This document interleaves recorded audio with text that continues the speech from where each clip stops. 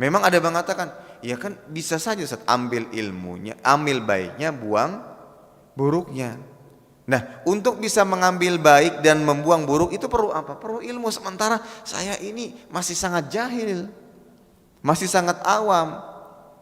Saya nggak bisa membedakan mana yang baik dan mana yang buruk. Ibarat sebuah makanan, kondisi kesehatan saya ini seharusnya nggak bisa makan ini, nggak bisa saya pilah-pilah. Ada yang mengatakan, oh boleh saja dimakan asalkan sudah dibuangi dulunya ini dan ini.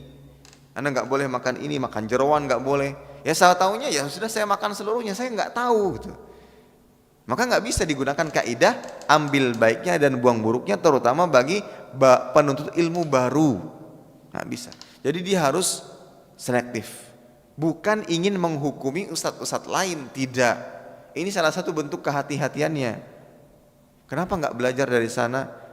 Saya belum tahu. Gimana sih beliau dari segi keilmuan? Saya nggak tahu.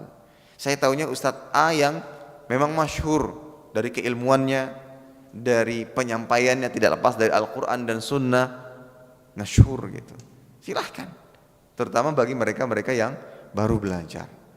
Ya, itu cara yang pertama. Yang kedua, ya bertanya kepada ahlu ilmi pada zaman tersebut. Oke, yang kita tahu cuma ustadz yang terkenal. Ada kesempatan untuk bertanya, tanyakan, Ustadz saya ingin belajar di Banjarmasin, ada nggak ustadz yang bisa saya ambil ilmunya misalnya? Bertanya. Oh ada, itu ada teman saya namanya fulan, silahkan ambil ilmunya. Orangnya baik, soleh insya Allah. Dia kalau mengambil pendapat dari pendapatnya para salafus soleh selalu kembali kepada Al-Quran dan Sunnah. Ya. Nah itu bertanya kepada ahli ilmu. Kemudian yang ketiga, orang-orang yang masyhur bahwa dia menuntut ilmu di majlis-majlis para ulama. Jadi yang pertama dilihat dari dia sudah terkenal, ya, dari keilmuannya, terkenalnya ilmunya yang baik gitu.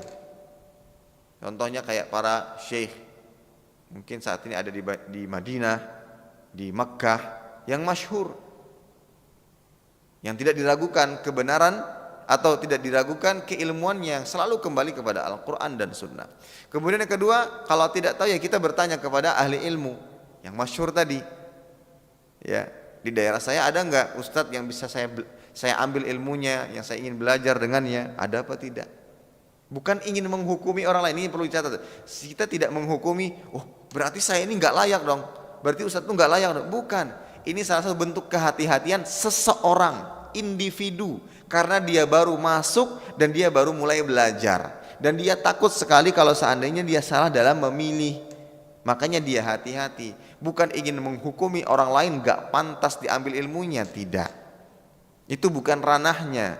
Dia hanya berhati-hati, saya takut kalau tergelincir salah ambil ilmu akhirnya saya sesat. Saya sudah resign dari pekerjaan yang haram, saya sudah ini. Nah saya gak mau kembali kepada jurang kesalahan yang sama. Ya, makanya saya hati-hati gitu. Itu harus dipahami. Terkadang kita ini dihukum nggak boleh belajar sama yang lain. Masalahnya nggak demikian. Kita ini betul-betul karena ingin benar gitu dan takut kalau salah. Makanya kita bertanya, ini boleh nggak? Ini boleh nggak? Ini boleh nggak? Kalau seandainya sudah menjadi seorang alim, sah-sah saja dia duduk, ya, dia seorang alim, kemudian dia duduk dan mendengarkan seseorang yang ceramah yang terkadang dia mengambil pendapat-pendapat yang tidak benar.